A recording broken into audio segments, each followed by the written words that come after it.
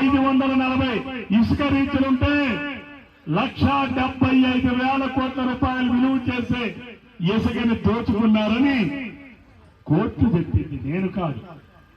నేనేమో ఆయన మీద ఆరోపణలు చేయడం లేదు. ఈ విషయాన్ని నేషనల్ గ్రీన్ ట్రిబ్యునల్ చదువుకున్న వాళ్ళుంటే ఆ తీర్పును చదువుకోండి, లేదా మీరు వెళ్ళి గూగుల్లో సెర్చ్ చేసి కొట్టండి. నేను అడుగుతా ఉన్నా, నీ ట్రాక్టర్ ఇసుక ధర ఎంత?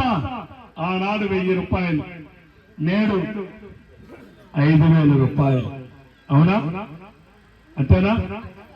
ఆనాడు జగన్మోహన్ రెడ్డి చెప్పాడు ఎన్నికల ముందు, నేను అధికారంలోకి వస్తే అందరు బిడ్డలకి అమ్మ ఒడిస్తా, 15,000 ఇస్తా. ఎన్నికలు అయ్యాక బిడ్డలకి ఇవ్వను, తల్లికి ఇస్తా. ఆ తల్లికైనా ఇచ్చారా? మొదటి సంవత్సరం 15,000, రెండో సంవత్సరం 14,000, మూడో సంవత్సరం 13,000, నాలుగో సంవత్సరం ఎంత ఇచ్చాడు తల్లి?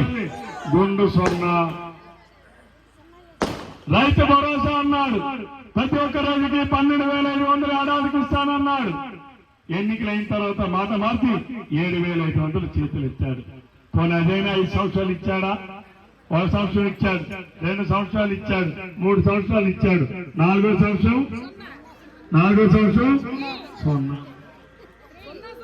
ఆనాడు ఎన్నికల ముందు చెప్పాడు జగన్మోహన్ రెడ్డి, నేను అధికారంలోకి వస్తే నాకు 25 మంది ఎంపీలు ఇవ్వండి, ప్రత్యేక హోదా తెస్తా, పరిశ్రమలు తెస్తా, అందరికి ఉద్యోగాలు ఇస్తా, 2,34,000 ప్రభుత్వ ఉద్యోగాలు ఇస్తా, ప్రతి ఏడాది జనవరిలో జాబ్ క్యాలెండర్ ఇస్తా, పోలీసు ఉద్యోగాలు తీస్తా, టీచర్ ఉద్యోగాలు తీస్తా. ఒక్క ఉద్యోగం తీశాడా? ఒక టీచర్ ఉద్యోగం తీశాడా? ఒక కానిస్టేబుల్ ఉద్యోగం తీశాడా? ఒక గ్రూప్ 1 ఉద్యోగం తీశాడా? ఒక గ్రూప్ 2 ఉద్యోగం తీశాడా? ఒక గుమస్తా ఉద్యోగం తీశాడా? ఒక ప్రత్యేక హోదా వచ్చిందా? ఈ రాష్ట్రానికి పరిశ్రమలు వచ్చాయా? ప్రైవేట్ ఉద్యోగాలు వచ్చాయా? ఏ ఉద్యోగాలు వచ్చాయి? దీనికోసమా మీరు ఒక్క ఛాన్స్ అంటే ఒక దొంగోడు